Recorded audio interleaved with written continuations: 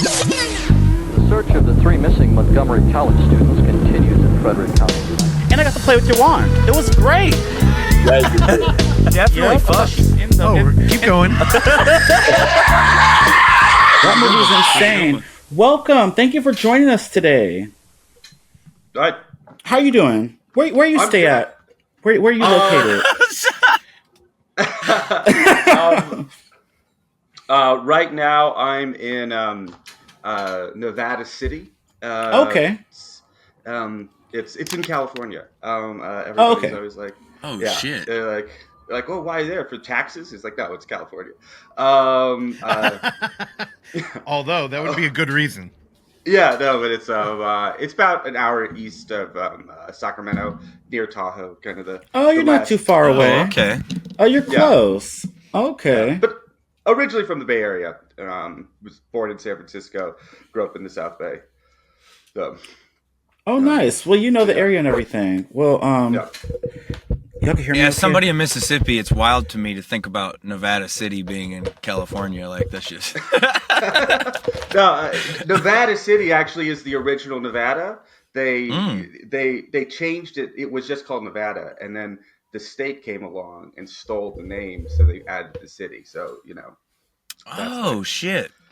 Yeah. Okay, I didn't know that. That's cool. Mm-hmm. Yeah, I'm not familiar with the area though. Like they probably knew that. Did y'all know that, Russell or Terrell? No, I don't know geography. I failed that class. Well, I didn't fail it, but I didn't like it. Not many people know about Nevada City, so it's not like it's not a big thing. There's a book series that gets published of all the small towns in America. There was a point in my life where I was like, I'm going to read a lot of these. So I got like one for Brisbane out here, and Nevada City. I never made it that far. I don't even think I finished the Brisbane one, and I only bought that one because I was working there, and I just took the book. Like, but Brisbane, isn't that in Australia? Yeah, there's a little microclimate city out here too. It's like in a ridge, like a little mountain ridge, and it'll be raining everywhere in the Bay Area, and it will be sunny there. It's so weird. Really? Yeah. Is that the area y'all call the BI? The BI is the bar we used to go to in Brisbane. That's what it was. Okay, because I remember I went there once with y'all. We partied and it was drama. I remember. It was the Brisbane Inn. That's why. Gotcha. Oh, it was a hotel. That sounds it was like a bar. Fucking, like a pub where you go to fight.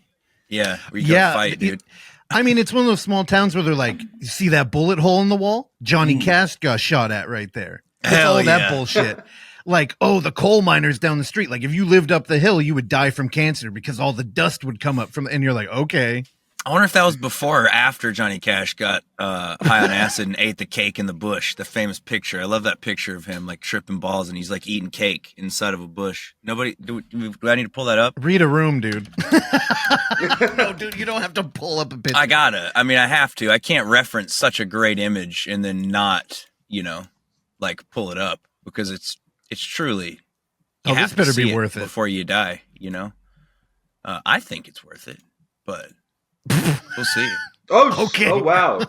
Oh, that was good. That is good. I'm glad you did it. Terrell, how honky tonk is that? No comment. All right. Well, I'm excited, Ehrland. I'm glad you joined us today because I just watched this Dooba Dooba. I heard a lot of praise here at the Overlook and everyone that's watched this before me. And I watched this movie. I didn't know what I was in for. And I loved your movie. I just want to say, is this the first movie you've done? No, it's my second film. Your second? Okay, well, you hit the nail at the park with these crazy people. So this is showing another hole in the head. Right, Russ? When? Yeah. What's the date on that? Yes, I just blanked. Producer. Oh, okay. Yeah, so I think I can't wait to watch this in a movie theater. Are you coming out for that, by the way? Yep. Oh, cool. We're going to see you. That's awesome. Yeah. So, Dooba Dooba.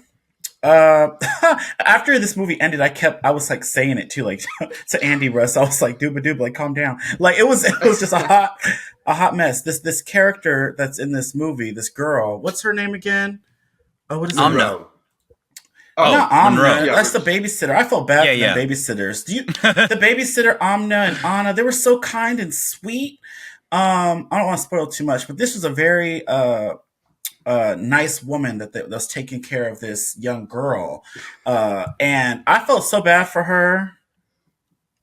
I don't know. Russ, I'll let you No. go.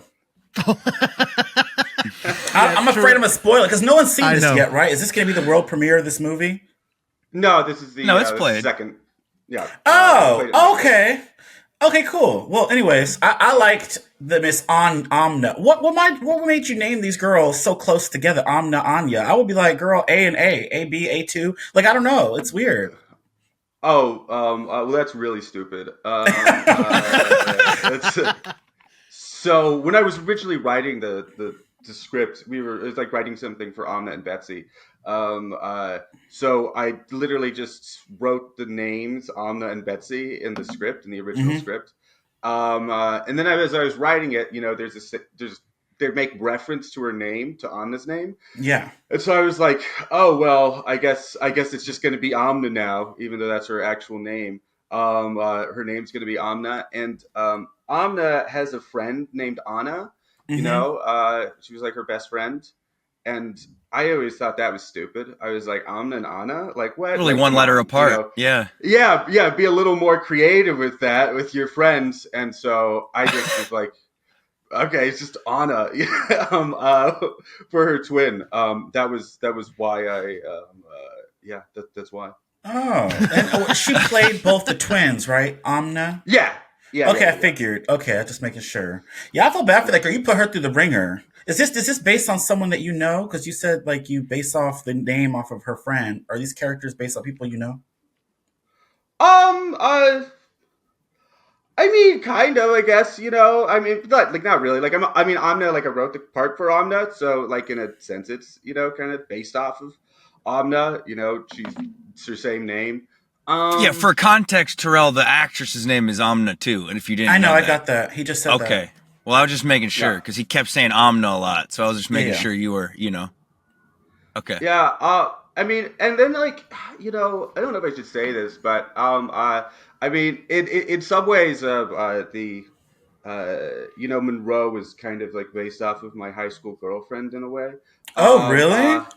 Well, it was like not really. Was really, that the but wife like, with the wig, that horrible wig? No, No, Monroe. the girl. Oh, her name was Monroe. Yeah. Okay. Oh, wow. Yeah. You know Monroe? She was crazy. Yeah, well, there was sort of like the part of, you know, where she kind of weaponizes her vulnerability. Got it.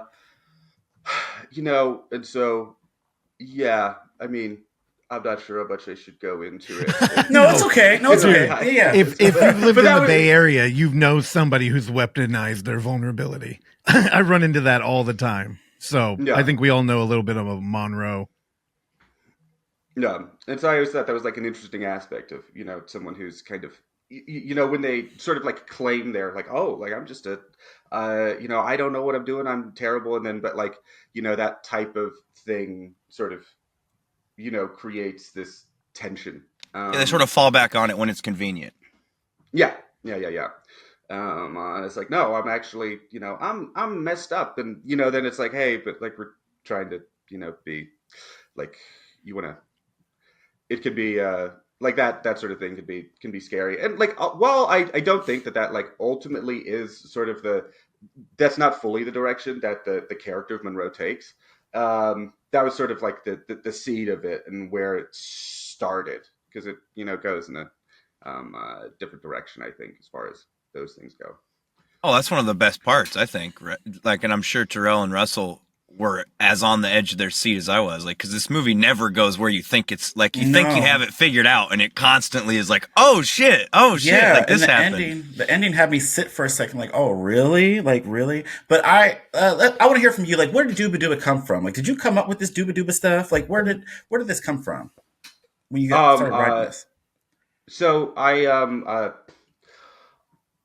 just another stupid answer. That was, I was literally just writing the script. You know, I was like, okay, you know, basically just had kind of like basic concept. Like, oh yeah, you're just babysitter. They're like, whatever, shit happens. And I wrote it with like sort of a very basic outline, and I was writing it, and then I just said, I didn't know what the next line was, so I literally typed in Dooba Dooba. It was like, oh, maybe that's what they say next. And then it was like, why did they say that? And then that's how Dooba Dooba came to be. I was like, okay, I guess I'll just roll with that. Oh, so it's an accident, kind of. Yeah. I It like wasn't it. like, yeah, I didn't come into it with like, okay, Dooba Dooba, that's gonna be the word. Okay. So, yeah, like that. That's one of the things I like writing with sort of like loose outlines and stuff because it sort of like makes you like discover the thing while you're doing it, Hell yeah. and you have a little more wiggle room to go where you want, and that's how like this film was written. You know, it was kind of written improvisationally for I think for better and worse. Um, because like from a traditional like story perspective, it doesn't this is not this isn't how you'd be told to structure a film um, in film school or anything, and so yeah. Yeah. So the babysitter goes to go babysit Miss Monroe and the family. They're going out to wherever the hell they going. And when she's there, there's like cameras everywhere in between cereal boxes. You have these cameras in cabinets. So what decision, like what came to for you to make a movie like that? Like in world camera, found footage, like is that like your go to or No, not at all. We were talking about making a found footage movie, Mhm. me and Amna, and then we were talking about like security cameras, Mhm. um, and that's basically how it came to be. And then it was sort of like, how do how do you make that visually interesting? Mhm. The Yeah. security cameras and like where they could be, how many cameras you want, a Yep. little bit of like the realism of the Mhm. thing. You kind of like like towards the beginning of the film, they're just kind of cameras, and then they sort of like get to be like, wait, like cameras shouldn't be there. Why are cameras Yeah, like they're yep, exactly. It's something. so that was kind of the like the thinking around that. We were just yeah, um, kind of figured it out, and honestly, like weren't sure if it was going to work um, doing it with security cameras because it's actually a really bad idea as to make a movie like that because you're sort of you know you're intentionally removing the camera versus like most found footage films where like it's the whatever the characters are interested in, they're the ones operating the camera, and so they can look, and so there's a you know the manipulation and tension is like in the actual film, Mhm. but like with the security cameras, it's like who's these are just cameras, they're just going, and so how do you make that um, how do you ascribe intention to the cameras? Yeah. Well, Erlen, you just Well, stepped into one of my favorite points of conversation. I had this really dumb, the auteur theory, right? Where like, Yeah. yeah, I mean, that's like film school 101. We've been talking about found footage for so long that I started trying to get this thing to the catch that I was calling the editor auteur theory, where I Uh-huh. think any in-world camera filmmaker, and we say in-world just because it could be faux documentary, POV, anything where the craft of making the film is part of the movie, like the Yeah. cameras are in the story. Anytime a writer is actually, I think you get bonus points here. Let me put it that way. You get Uh-huh. bonus points as a writer if you consider who edited the movie. Why are we Yes. watching it? And I think your film poses this question in such a way that it, like, I couldn't help but think, oh God, why, who am I right now? Like, how am I watching this feed? Because it could be anything Uh-huh. from like a black market video to a web stream online. Do you to, think you got Yeah. a conclusion? Because I feel like we reached like I know who edited it at the end, or at least I have an opinion about who edited it. Yeah, let's not talk about it though. Okay, Again, I was just want to curious be how careful. far you were. That's why I was worded it the way Yeah. I did to see how far you were about to go with this. No, when the movie first started, I think Evan, you're right. Like, it just begs every fucking question. Like, who are we? What are we doing here? And I mean that in a good way. Oh yeah, And immediately the aesthetic and the kind of like inquisitive writing made me I'm like, what did Adult Swim make this?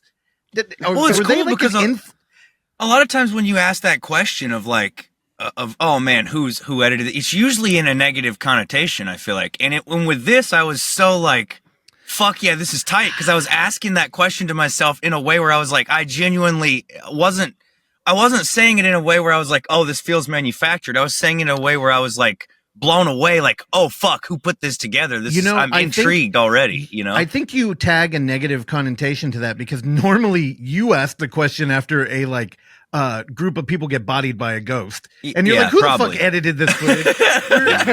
I think when we're anchored in a security camera, it's already in the DNA that it's so voyeuristic that immediately we might be implicated by just watching the movie. So I feel like that begs the question in like a positive way. And even that here, I think, is done better than most examples. Like, there's a lot of found footage or in-world camera movies that have tried to do security camera stuff before, and a lot of times I find it like super visually uninteresting, because it's like the thing Russell talks about with the interrogation, where we're just in the corner of a room somewhere, and there's a few examples of stuff that's really done it well, like the We're Not Here to Fuck Spiders, the Australian movie. Yeah. And I think Ehrland's movie Dooba Dooba is another great example of like, there's so much in the editing that makes it visually interesting, even though it's security cameras, and also the placement, like you were talking about, and the amount of cameras. I don't know. I just think you did. It impacted me in a way. Look at it this way: the camera setup, you're right, and the framing allowed us to kind of relax, because we knew you were a filmmaker with some talent. The thing about Adult Swim is they're usually doing kind of absurd shit that's walking the line of like, you're almost too self-aware, but they're so thoughtful about their craft that like, did you get to see Yule Log, Erlen? No. I highly recommend you watch the Adult Swim Yule Log. So that just they just announced dropped, the sequel. It got dropped on VOD, and it opens with a hard shot of a Yule Log, just like any kind of mom Yule would put log. on during the holidays. But it turns into a slasher movie. I'll just leave it at that. It does break format a little bit. So it was, I mean, dude, we're part of the Unnamed Footage Fest. Whenever it breaks format, we created a genre called hybrid, or like a title to kind of classify that. But we do get a little bummed. So, yeah, I don't. It was Adult Swim. Like, are you a fan? I mean, like vaguely, as I guess anyone of my age would be, a fan of Adult Swim, but I don't, watch that much Adult Swim. It was like, back in college, people, you sort of like put on Too Many Cooks, on repeat. Yep. That sort of thing. I mean, like there wasn't actually like too much inspiration from these other types of films, somewhat intentionally. I didn't want to I didn't like, I kind of like was sort of, I looked a little bit for films that were like it, just to kind of see how everything worked, but I didn't want to necessarily let that type of thing influence me too much. And then also I just from like an emotional level, I didn't want to be sad if somebody had already done it, so I kind of was like, I should look at some stuff, but maybe I shouldn't, kind of justify why I shouldn't, necessarily see things, or like avoiding things that are too much. But congratulations, you did it. I don't think anybody's done this before. I really appreciate that. I was like, I don't know. And I mean, like, a lot of it comes from sort of, the analog horror YouTube space, and how that goes. And, I mean, like, so much of it too is just sort of like the feeling that, you get around, VHS tapes. And like, oh yeah, it's like once a VHS tape looks real, like it looks, it's like, it feels like an object, and it feels like a real thing. And that was like kind of a hard line to walk. 'Cause like, I was like, I just want to like throw it on a VHS and then just like pump it out. But, like that comes in at like 480, and it's like, no, like you shouldn't, you can't ask people to like sit down and watch a movie for 75 minutes that's in 480. So it was trying to like make that work. Ultimately, like it's in 1080, and it's like a VHS that wouldn't exist. but I didn't want to. We shot it in 4K, and I was like, I don't want to do it in 4K because Thank you. it was like when stuff like that is It like would not when they're have like, fit. oh yeah, and when like you see it and like it just looks like there's an overlay over the thing, and you're like, well, you're lying to me. Like this isn't what it looks like. um, I really liked Late Night with the Devil, but I'm like, this looks too clean, and I suppose maybe it's like, if it's the actual tapes that they recorded on, but there was a little bit of an aspect, to that sort of thing. And what I was trying to like, no, I want to. I mean, that's what you're talking about with like things that like don't break form. Yeah, it's like whenever like something like this like breaks form, I'm like, oh, okay, well, no, like you said you were gonna do this, now like freaking do it. And so that's something that I really was trying to, I mean, it's, in terms of what we shot, it's not like we were gonna really break form with that, but it was like I wanted to, can you do this and then just carry it through? Ehrland, had somebody called you out on breaking form? No. Okay, I'm like, you feel a little like aware of it. No. Well, I was. I mean, I see things and I'm like, oh, you're breaking form, man. And I was like, no, I don't want to do that. And some of the archival stuff, actually, I was a little bit afraid of breaking form with it. And I was like, when we were putting them in, I'm like, okay, all right, is this all going to work? And like, ultimately, it does. But well, you kind of had to front load it too, order so it's like it doesn't feel too strange, like it doesn't feel like a cop out later on, to make those sorts of things work. But that was a concern doing that. Yeah, there's a movie called They're Inside that I championed forever. I think we showed it at UF 2, and the horror community rejected it. I mean, part of the problem was the poster looked just like them. What does it look like, Terrell? Yeah, what the hell is that with the little kids wearing the masks that break in? The Strangers. There you go. Yeah. Yeah. But this cover looks like something else too that he just pulled up, and I can't think of the name of it. This film is a very thoughtful found footage movie where the reveal halfway through, it's been out forever, don't kill me, people should go watch this movie. Halfway through, the reveal is that there is security cameras too.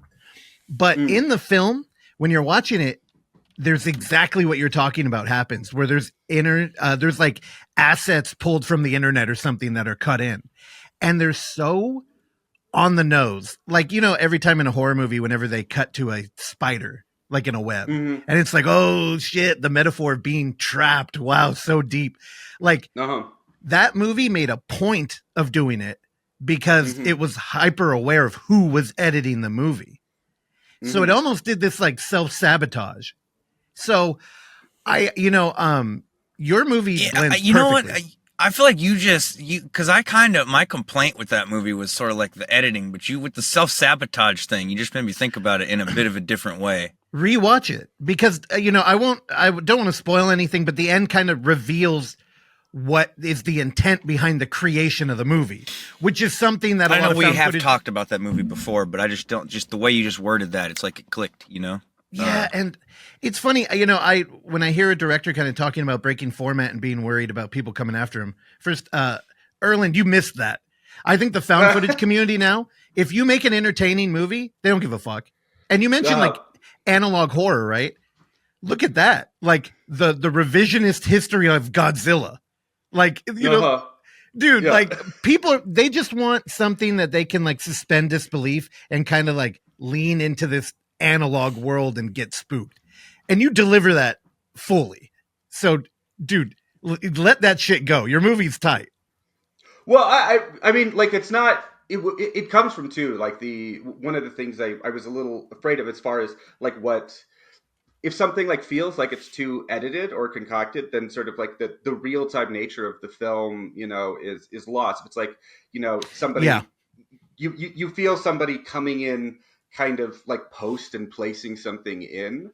Then it's like, oh, okay, this has already existed. This isn't happening right now. And like, well, that's what's being done. It's like, how do you ride that line that thing is both things can be true.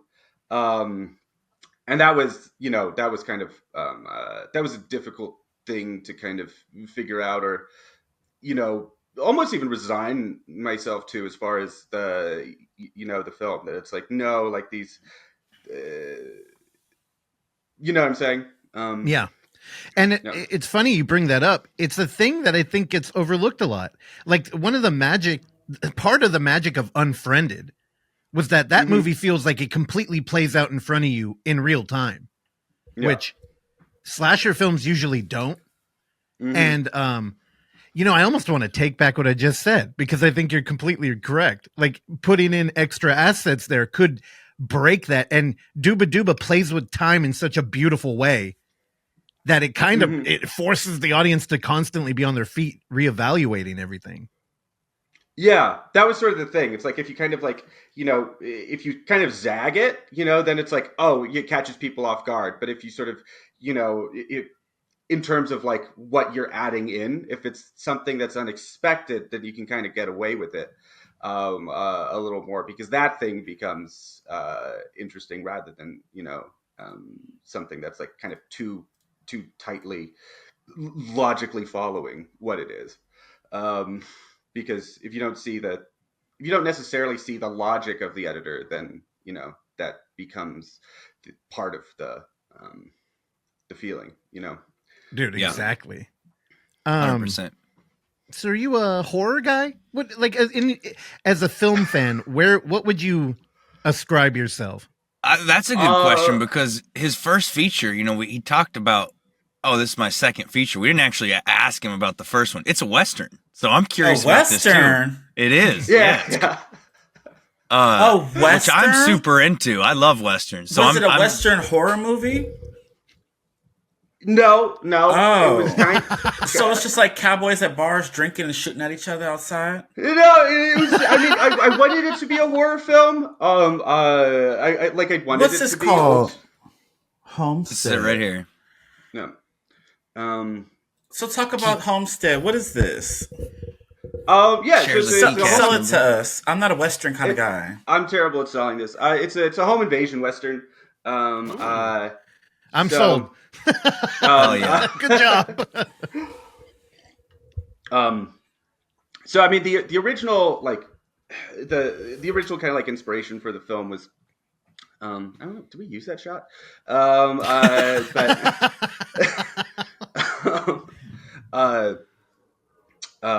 Was the green room, because I love that like compression of space, and like I think that the green room qualifies as a horror film, but like just because Totally. it sort of like reaches that next level, some people say, oh no, it's a thriller, but like I was like, oh fuck, the whole time during that, and that's what I wanted to do with Homestead, but it didn't. I don't think like you kind of like get that horror, like it's not as, it's not that tight, and so I mean it comes to being just more of a thriller, or a traditional Western. So, but yeah, I'm I here mean that was for my it. intention.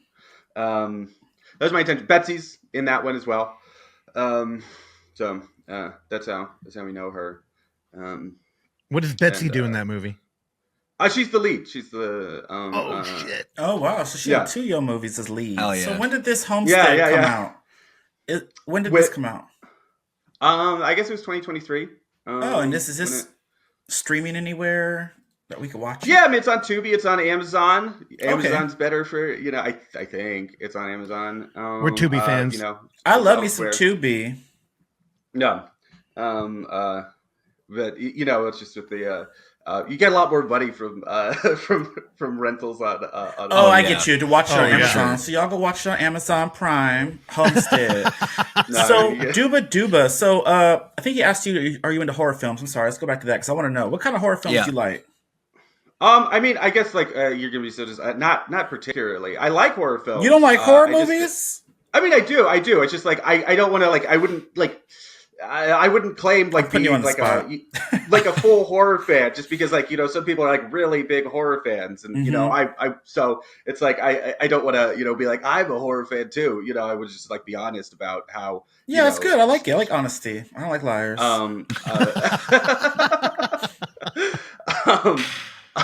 So yeah, I mean, like I said, like I like horror films, but it's not kind of the main thing that I watch. I think I'm actually relatively vanilla in my in my film taste. Theoretically, like an aspiring cinephile, I just I'm not as I'm not as good as like going through the catalogs and stuff of things. So I mean, like when people ask me what my favorite movie is, I say, Pirates of the Caribbean. I like it. The original. Hell yeah. Hell yeah. The first one was good. The second one was cool. I think the original trilogy I kind of liked. The third one was all right. Then they went off the handle. Oh, no, it went crazy. Yeah. Yeah. But the first I one watched is them good all. enough. First one's a I'm classic. still... Yeah, that like I still want them to make more. Yeah. That's how much I love the first one. Yeah, the first one's great. Yeah. Oh my God, it's such a good. It's like it's the best. Whatever. It's like the best thing for like studio films. That they could. Okay. So produce some of your and whatnot. favorite. Do you like westerns and like stuff like Pirates of the Caribbean? Then you like that kind of stuff, fantasy, pirates. Is that your type of go-to? Well, one thing I notice is that I mean I like aesthetic. Okay. And so like things with a strong aesthetic and pirates. So like period pieces. Westerns and like pirates. It's just like it's just like that. That's like like it's a visual medium, and so just things with a strong aesthetic are more interesting to me, and I think that you can have you get a lot of that from those sorts of things. But I mean, like my favorite thing right now is Arcane. Is it the anime? Yeah, that's that's the the anime. Cartoon? Yeah. League of Legends, or what's the? Yeah, it's the League of Legends show. Yeah, okay. But yeah, I think that the that taste, you don't really like see that in my film, but yeah, it's very interesting. The things that you're saying are your favorite things and what you're watching, because they're so not like your movie. So you're gonna watch that? Oh, that Lord of the Rings cartoon? I don't know. I forgot what the name of it is. I saw it all advertised at Cinemark. There you go. Seems like your style. Yeah, probably. I mean, well, like we'll see if it's any good, but yeah, I want to see it too. They have a cool popcorn bucket for it. I'm a big popcorn bucket collector. They have a popcorn bucket for a TV show? No, this is the a Lord movie. of the Rings animated movie But it's that's animated. dropping next week, I think, or the week after next. Yep. It's going to theaters? Yes, it December is. 13th. Oh shit! Oh, really? I thought you knew about it. It's a big blockbuster. Oh, I mean, you know me, I'm the big blockbuster guy.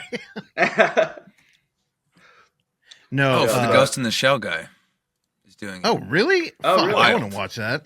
Yeah. What the fuck? That's crazy. What? Damn. So you made Dooba Dooba with like influences like Disney and Marvel. It's so interesting. Not really. I mean, it wasn't like those are just sort of like the like things that I like think about. I sort of say Pirates of the Caribbean is my favorite movie. It's like like, hey, Own it. That's great. I like that movie. Yeah. Don't be sitting here backpedaling. no, I'm not. I'm not. And what's interesting is all those things that you just said that you're into, and then you made something totally different is cool to me. Like, because you nailed it, in my opinion. I can't really spoil a lot of things that I want to say, but when I see you, we're going to get into this. But this movie, I didn't like Miss Morgan that much. She was getting on my damn nerves. Is that her name? Monroe. She was getting on my nerves. Monroe. All named after presidents, remember? That's the way you can remember. Yeah. I don't know the presidents either, so I was going to say. I failed that too, girl. Anyways, that's awesome. So don't be backpedaling. I love that. I love this. So Dooba Dooba. I'm excited. Go back to that. No. I guess I probably would have, also just sort of like, thing that I wanted to like be when I was a kid, director. I was like, oh, yeah, I just want to be Quentin Tarantino, which is Okay. like what everyone freaking says. But like, I still like hold on to Yeah. that. Although I actually really didn't like Once Upon a Time in Hollywood. Oh, I've never seen that love one. hearing Russell that. loved it. Didn't you love I that one, love Russ? hearing that. Oh, I loved it. I haven't liked seen it. I like it, but I just like dissenting opinions. Like, Yeah. I know, dude, tell me you didn't have like a Letterboxd or a Facebook or an Instagram blowing up with people like, I just saw it for the 5th time and it's even better. And like, shut the fuck up. 5 times? Like, Isn't that whatever. movie like 5 hours long? How long is that movie? 3, I it's think. like 3. Yeah, Yeah, y'all it's can like have 3 that. hours. And Hang on, I'm trying to go delete that letterbox post. You watched it 5 times? I He doesn't believe have it. a theater in Waynesboro, I've probably seen that Mississippi. movie 5 times. I really liked it. Why? Is it that good? I thought it was great. Is there But I killing? totally get somebody not liking it too, and I'm kind of like Russ. I love that about like I don't know. We're in this era of like the hive mind. Like you have to think what everybody else thinks, or you're fucking wrong. Like no, not No, at you all. don't. Like Yeah. I think it's super cool. Like that you can discuss art and be so polar opposite how you feel about it. And I don't know. I think that's what's great about it. The thing is, I love Tarantino, so I was so excited for it, and then it was just like, wait, is this movie Oh, interesting. happening? I was like, I was so stoked about like, oh, Manson family, and then it was like, Yeah. oh, is it gonna be about the Manson family? No, it's not. It's actually Oh, going it's to a be about- Manson movie? What? No, it's not. Not You'd be not wrong. really. Oh, because Russell Yeah. just praised this, but I just thought it was just another boring. Is there a killing in this movie? Oh, there's a brutal killing. Yeah. It's probably 3 hours into the movie, like couple. the ending. Oh, like I ain't seen Yeah. Oppenheimer because I ain't got time for all that talking. I feel like it's a talking movie. I haven't seen Oppenheimer either. Actually, and everybody was wild about that, but I haven't seen that either. Sorry, Erland, continue. Yeah, well, but I mean, anyway, like Inglourious Basterds is probably my favorite, like Tarantino film, and one of the things I love about that is how like how long the scenes are, and how it's sort of like these aren't like freaking 2-minute scenes. They go on for like 20 minutes, and that tension build, and so like if there's sort of like a thing as far as like those influences go in terms of that type of thing, like that's kind of what I was thinking about. It's like, okay, no, like it works. Like you can have 2 people sitting at a table and like it'd be awesome, if you do it right. And so just like that sustained tension was something that I had wanted to do, and sort of like necessarily had to do with this film, in terms of like just the aesthetic of it and the sort of the budget. It's like, yeah, we just gotta do like 10-minute long scenes. And, Did it? I was curious about that while I was watching it. Did it? Because like just thinking about in terms of the editing, did it make it easier having the multiple camera setup? Like, could you do multiple takes and hide it easier with the? Like, I would think that would be the case, but I'm not sure. I don't know exactly what the process was for filming. So. Yeah, no. So it was easier, sort of. Well, I mean, it would require more work, but I think it would make post easier, right? I guess that's how I should have said it. Yeah, well, I mean, it actually didn't necessarily require more work. It was pretty simple film. Okay. Because it's not like we had lighting setups, right. for the thing. It's all like natural lighting, so it's not like, hey, we gotta move to a different shot. It's just like we set up the cameras and then we go, and so from an editing perspective, you just have these like long multicam takes, and you can just switch the angles. You don't have to figure out how to match them at all. But I mean, one of the things about that is, because you're not creating the timing, in the edit necessarily, or at least you don't have to. You don't have to create the timing. You kind of have to like think about it again after, because I did the multicam takes, and I basically edited a multicam, just like switching like 1 through 4 cameras. Right. And then so it's like, oh wait, like you kind of, one of the problems is you sort of like cut it, and then you're like, oh, I cut it, cool. Yeah. I'm done. I just I walked through it, and like now it's like it looks like the thing it is. But so it actually sort of lulls you into a false sense of security, because you're like, oh, okay, that wasn't actually that hard, and then you have to go back and think like, oh no, actually I need to, why was I making these decisions, and how do I change it? How do I do the timing? What are different takes that have things? So it made it both more, like very simple, but because it made it simple, it made it more difficult, because you kind of have to spend the brain power after you've done it, which is more difficult, because you're not necessarily as Right. confident in your decisions that you made initially. Wait, so you didn't have a switcher and you weren't live cutting it, were you? No, I cut it Okay. out like when I in DaVinci, I had Cool. yeah, but it was live. I live cut it in my program, or kind of live cut a couple things, and then it would Got rearrange you. stuff. Right. At first I was like, you probably had a multicam setup in like Premiere or DaVinci, but then a part of me, I started imagining you with like a little like black magic board, like outside of the shot. I'm like, that would Black be magic. fucking You think he's wild. a witch? No, it's a brand. Confused. Let's No. show So him. they're a brand that make cameras that have a you calling setup him a Wiccan? So that feedback you to wrote, a board, and they have a light so that people know when you're live on that camera. That's all it is. So But you he might wrote, be a witch, I don't know. directed, and you edited this movie, Ehrland? Yeah. Oh wow, okay. You did your thing. Yeah. How long did it take to edit this movie? A long time? Yes and no. So it initially, after we shot, I probably like the next week, I had a cut of the film. Oh. And so it was just the and like I was actually still working at Homestead at the time. I'm like, oh, maybe Dooba Dooba comes out before Homestead. That was back, in 2022, I think, is when we were doing that. And so, it took, basically then I needed to finish up Homestead and kind of let it on the back burner. But, I kind of thought like, oh no, I sort of have a film done. But ultimately I didn't. It wasn't finished at Got all. And so it took a long time. Because basically the film wasn't working for a while, and it was sort of like, why is it not we had test screenings for it, which were free, which was great. But basically, we had like 80 people watch it, which is a good amount. And nobody liked it. They were like, I was like, Aw, they didn't like it? Man. yeah, I was like, come on, just like literally nobody. So that's why you put that in the backboard and put up that Western. Yeah. Well, I think. Well, I think my Western had already come out and sort of like. Oh, it did. Okay, I'm sorry. Okay. It had come out by the time we did that, and then I was like, I was sort of like, this isn't the reviews weren't as good for Homestead as I was hoping. Ultimately, I was like, I hope people would. Anyways, I was like, oh shit. Well, I need to make this thing work. I was like, I can't do that again. I don't want to, I want to come out with a movie that people like, or at least, where I always thought that Dooba Dooba be controversial. I actually didn't really care necessarily about the rating, but I was like, since nobody liked it, in the initial test screening, there's 80 people. I was like, did one That's a person good say amount. they liked it?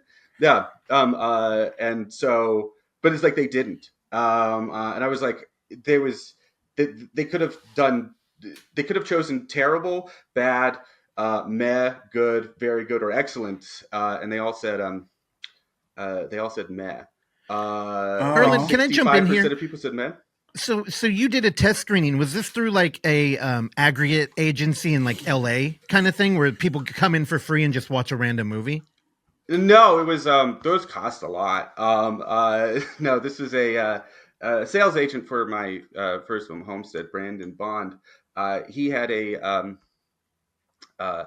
website for test screenings for test screening films, and so they did mine as a beta test on it, so it was free. Dude, you know what's funny? I'm pretty sure Evan does one of those where they shoot him Really? an email and they pay him like $40 to watch a movie and then talk about it. Yeah, we have. This seemed like the opposite. These people got in for free, and normally they would have to buy tickets to see these test screenings, or no? No, these are virtual. It was a virtual test screening. Oh, it was okay. Yeah, that is kind of like what I do then. Yeah, because I'll log in and watch it. I never know what it's going to be until I get there, and then they get like 4 hours of your time. You'll watch the thing and then get pulled into a Zoom focus group and you talk about it. Yeah, $10 an hour. Yeah, pretty basically. much. Wow. But you know, Evan, he's sitting there Yeah, he hitting a don't care. bong while watching a movie. I mean, it's you know, I mean Yeah, that's yeah, not you don't bad care. for sitting at your house. You know, Yeah, $10 an yeah. hour for watching a movie. Fuck yeah. So, Yeah. Erlen, we've been covering the Creep tapes, the Mark Duplass show on Shudder, and we've kind of been looking at his history. And I just wanted to let you know, even Creep, like a movie that is kind of part of the canon of found footage, and you know, it got on Netflix. Like it's pretty big. They did a test screening, and what came back was 75% of the audience said, "I don't know what I just watched," and that was kind of their answer. And the other 25 were like, "I love this." And I think Yeah. Dooba Dooba was never made for everybody. Exactly. Yeah. That's a movie. Well, that's the thing. That's the thing. No, I mean, I was like, I'm fully like aware. Like, I was like, Yeah. I don't care if people hate this thing. But it was the fact that nobody. it was that we did. He didn't even have that 25%. Yeah, And he- yeah. It was like, oh, okay. Well, we can rest our laurels on this. You know. It was like, okay.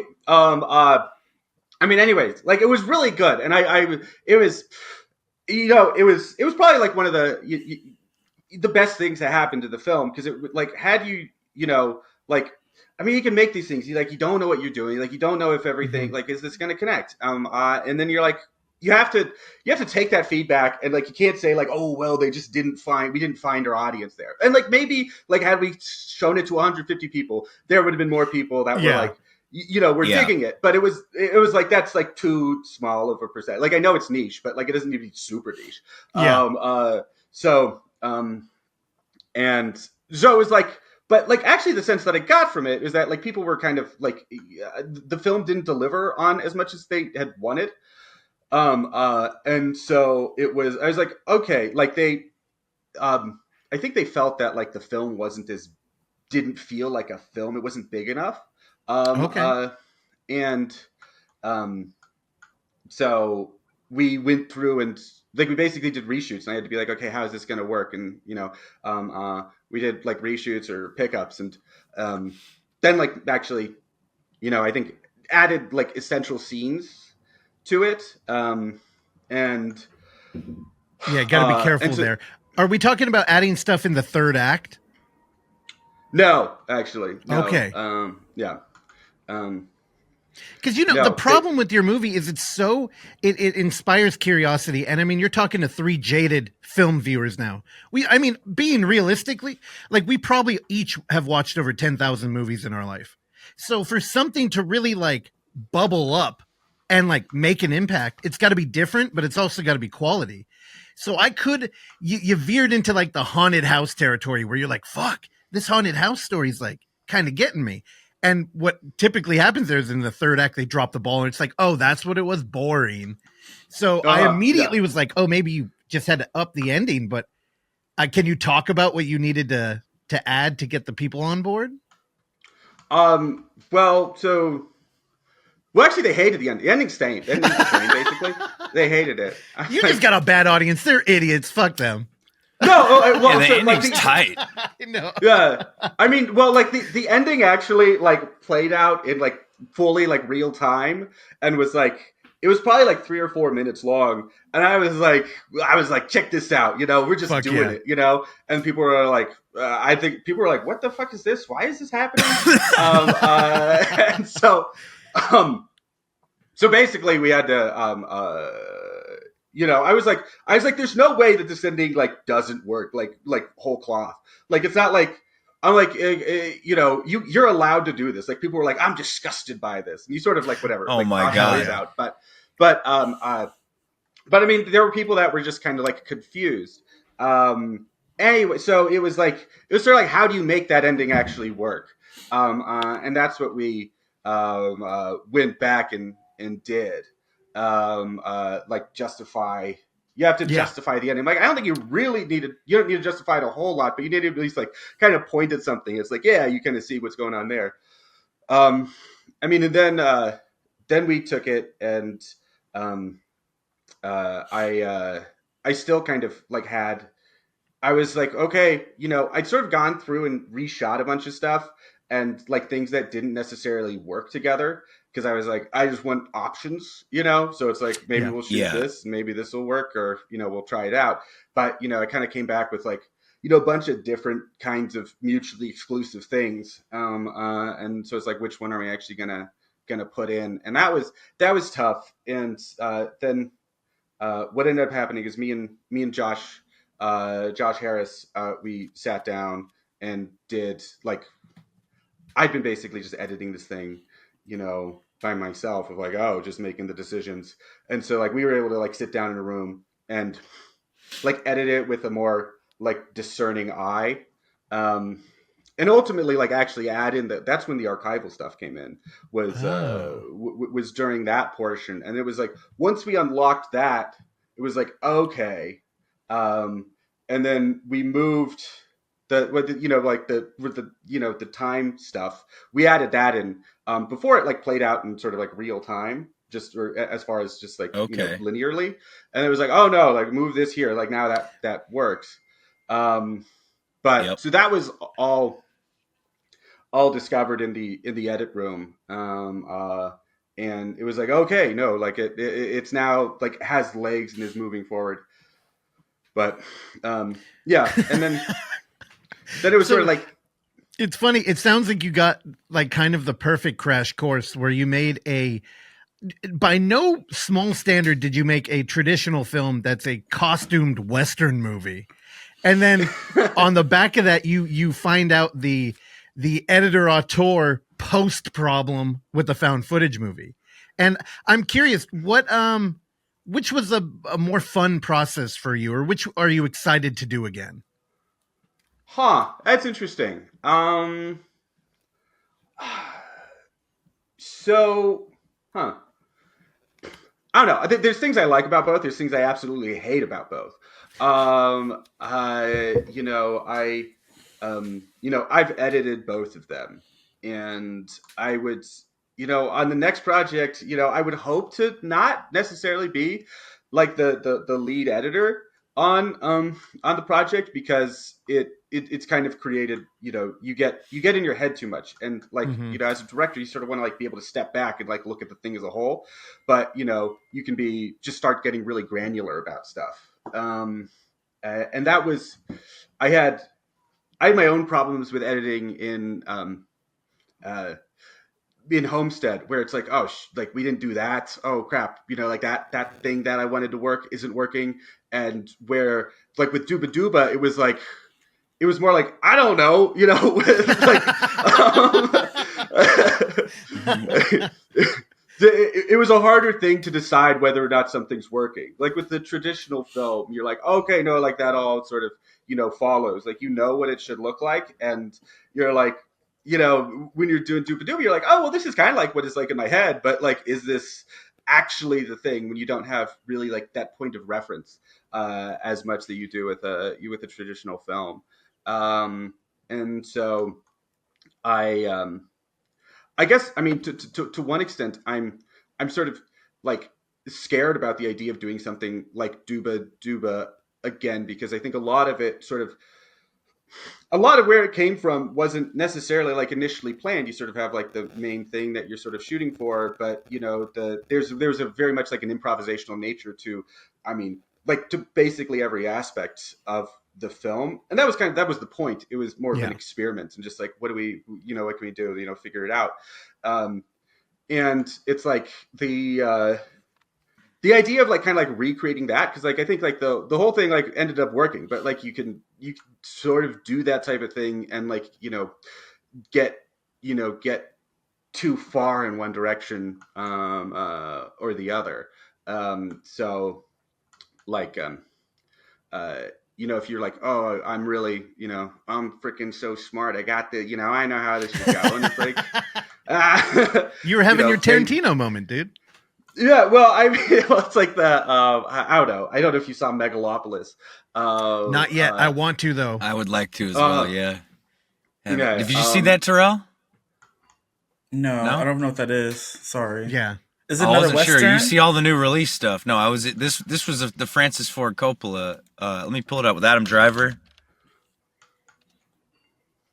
No, I can't believe you didn't know it. I can't. It's read a room. That's not my type of movie. You obviously don't know me. No, not at all. Yeah, he doesn't know me at all. So You spoken about your next project. Could you give us some little sneak peeks? Like, what is it that your next project is going to be, or do you got something in Oh, the I actually, works?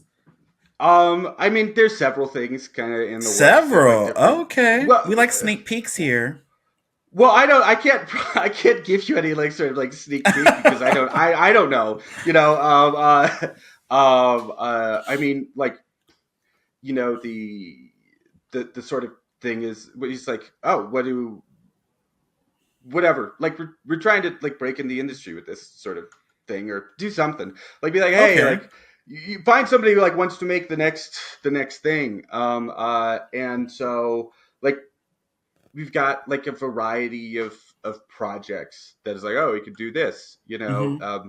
I mean, like, there's a freaking, crime thriller in South Africa, but it's Oh like, I hell don't, yeah! yeah, but like, I don't think this necessarily, like, it doesn't necessarily follow, um, uh, that doesn't necessarily follow from Dooba Dooba. Like, oh yeah, you want to do that thing? It's like, so, um, ultimately, like, we want to find people that have money that will fund Don't we all? fund the next Hell thing yeah, we want to dude. do. Um, uh, I mean, but so it really depends on kind of that sort of thing because we have, like I said, we have a Okay. bunch of different projects that we Erlen, what could we want do, to but know is, are you going to do another found footage movie? um, uh, so like, Don't you say yeah, no. Okay, well, no, good. no, I mean, I would love to. I would love to. That would be uh, I mean, I suppose like if someone were to be like, "Hey, you want to make another thing?" It would probably be like another found footage movie, or it would like be like a second Dooba Dooba. Mm. Because that's certainly something I've thought about. So, um, I mean, and if Electric Doobaloo. ultimate, yeah, yeah. I thought of Thanks, it folks. too, but I had the good sense to not let it out of my mouth. Evan, you need or I like Dooba No. Dooba Tuba. How about that? Hell Oh yeah, yeah, yeah, dude. no, do it, yeah, yeah, yeah. No, what we thought about, just continuing Dooba Dooba Dooba Dooba, Oh, and yep. yeah, you just square the amount of Doobas each time, so by the time you get to a third one, it's 16 Doobas. Oh, Oh shit. Um, uh, but but so we'll see about that. I mean, like, there are sort of like kind of some like found footage stuff that would be, if like things don't work out as far as like being able to get funding, found footage are something that can be done cheaply, and so I mean that's likely kind of the direction that we'd go with stuff. I just like, hey, like, let's get together and make something, which is sort of um, the I mean, which is kind of how this one came about. So, Yeah. um, but So this is yeah, hitting another hole in the head in the next couple week or so, and you're coming out to that. I'm excited. It's on So mm-hmm. Sunday, it's December 15th at yep, 5:30 December p.m. 15th. It's at the Four Star Theater.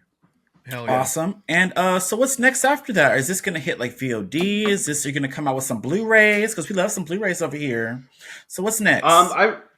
I mean, we'd love to. We'd love to do. I really want to do a VHS release of some sort. Oh wow. Okay. Russell Uh, loves VHS um, tapes. Look at him. um, Mm-hmm. I do. He didn't want to say nothing. uh, but I mean, ultimately, like right now, we're talking to distributors and salespeople, Mm-hmm. and so we don't know. I mean, like, ultimately, like the market is so kind of down right now. At least it seems to be like everyone we're talking to. It's like, yeah, Yeah. it's like, um, uh, be happy with a few $1,000s, MG, sort of Oof. thing. And so right now we're kind of like we're shopping around, hoping that we can find something.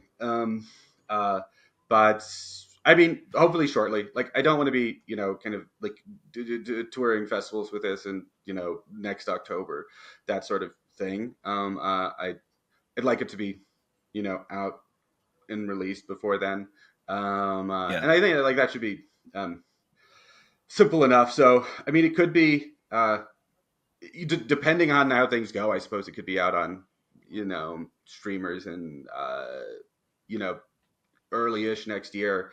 But I mean, right now we want to do the festival thing, and like festival thing doesn't necessarily always work for all the films and stuff.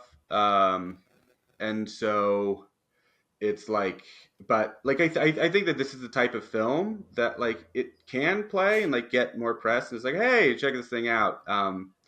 So the festival strategy is what we're looking at right now. But if someone came in with a great offer and was like, we want to put it up on streamers right now, fine. But you are a fan of Blu-rays, right? Yeah, of course. Okay, good. That's what's important, because we need a good one from this.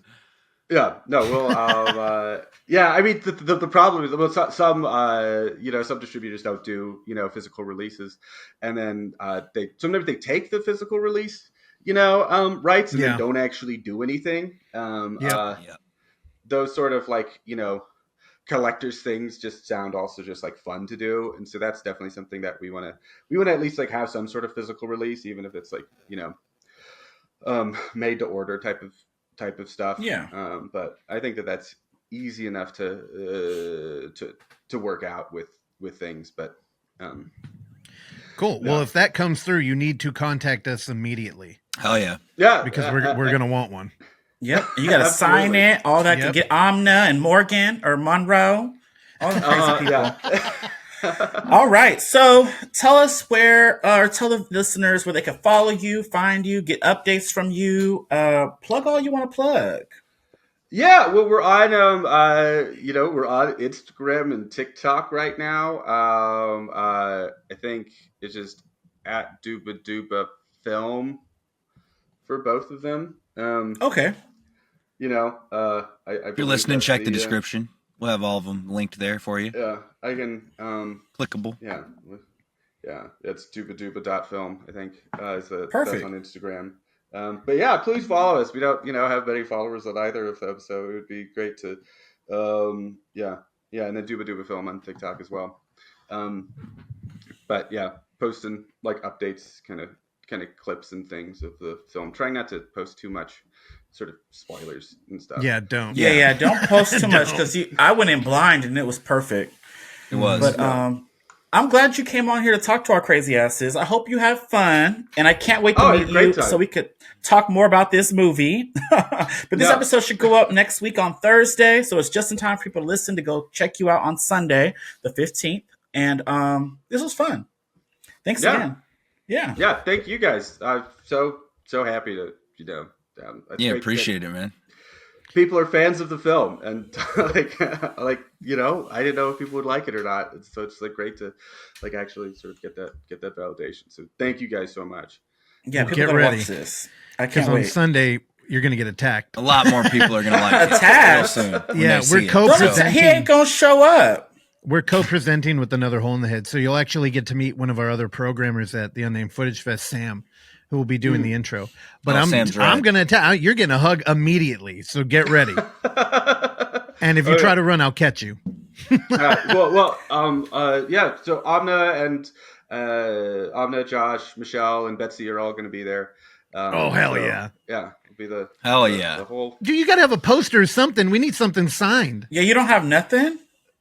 I technically do have. Well, we do have a poster. I'm changing the poster that's like currently on IMDb and stuff. I don't like the poster. I made it. Well, hey, if you need another one, I know a dude who makes posters. It's me. Oh, really? Oh, yeah. Possibly. We have someone making a poster right now. So okay. Who doesn't live in a shed? But I would like, I would like want to have something. I like having multiple posters. I think that's also a movie that like lends itself to that sort of thing and like reinterpretation. So. Well, I'm jealous that y'all are going to get to hang out with Ehrland real soon, and I'm in a shed in Mississippi, so I'm going to miss out on that. But I had fun talking to you, Ehrland. Don't worry, we'll jump on Instagram. I'll put it on video so you can walk around Another Hole in the Head with us. Ehrland, I love you, brother. I can't wait to see you on Sunday. It's going to be a blast, dude. Yeah, I'm stoked. I'm really excited. This should be great. All right. So, thanks, man. Until next time. I love y'all. Yeah. Bye. Bye. Bye. Bye. Have a good one. Thanks for listening to Footage Foreplay. If you enjoy the show, please consider leaving a review, sharing it with a friend, or simply hitting like.